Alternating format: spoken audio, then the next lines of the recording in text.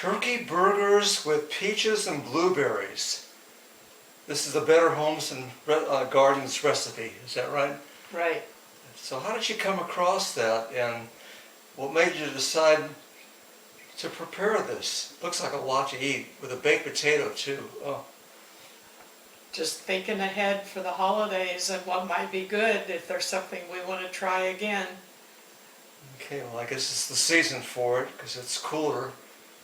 Doesn't hurt to turn the oven on. Turkey burgers with peaches and blueberries and a baked potato. Oh wow. It's only half.